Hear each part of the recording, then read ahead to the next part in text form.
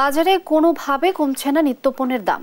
কুষ্টিয়ার বাজারের খবর জানাতে সরাসরি যোগ দিচ্ছেন সহকর্মী নাহিদ হাসান তিতাস। তিতাস যুক্ত হচ্ছেন। তিতাস, বাজারে পণ্যের দাম এত চড়া কেন, এ বিষয়ে বিস্তারিত জানাবেন।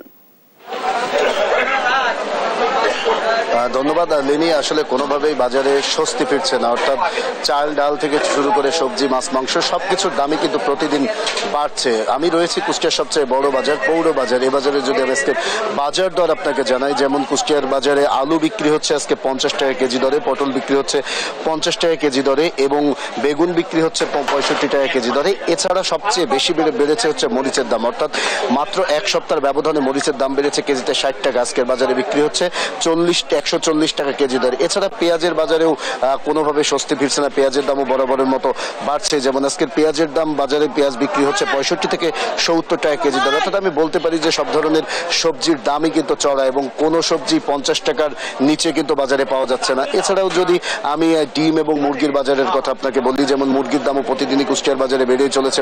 ব্রয়লার মুরগি বিক্রি হচ্ছে 220 টাকা কেজি দরে এবং সোনালী মুরগি বাজারে বিক্রি হচ্ছে 360 টাকা কেজি দরে এবং ডিম 48 টাকা হালি দরে বিক্রি হচ্ছে। অর্থাৎ আমি বলতে পারি যে কোনো বাজারেই কিন্তু কোনো স্বস্তির খবর নেই, প্রতিদিনই কিন্তু দাম বেড়েই যাচ্ছে। এ বিষয়ে আমি যারা সবজি বিক্রেতা রয়েছে আমি তাদের সাথে কথা বলেছি। সবজি বিক্রেতারা যেটি বলছে যে আসলে এই যে তীব্র খরা চলছিল, এই তীব্র খরার মধ্যে কিন্তু অনেক গাছই মারা গেছে, সবজি গাছ মারা গেছে, যার ফলে কিন্তু সবজির সরবরাহ কমেছে, যার কারণে কিন্তু দাম বেড়ে যাচ্ছে। আর এছাড়া এদিকে এই দীর্ঘদিন ধরেই কিন্তু সবজির বাজারের এই অস্থিরতার ফলে নাবিশ্বাস উঠেছে সাধারণ ভোক্তাদের। তারা বলছে যে কোনো মূল্যে এই বাজারটিকে নিয়ন্ত্রণ করা হোক। তবে আমরা দেখেছি যে বাজার কিন্তু কোনোভাবেই নিয়ন্ত্রণ করা যাচ্ছে না এবং যারা সাধারণ ভোক্তা তাদের কিন্তু ক্ষোভ বাড়ছেই। এই ছিল কুষ্টিয়ার বাজার থেকে আমার কাছে সর্বশেষ খবর। লিনিয়া। তিতাস, ধন্যবাদ আপনাকে।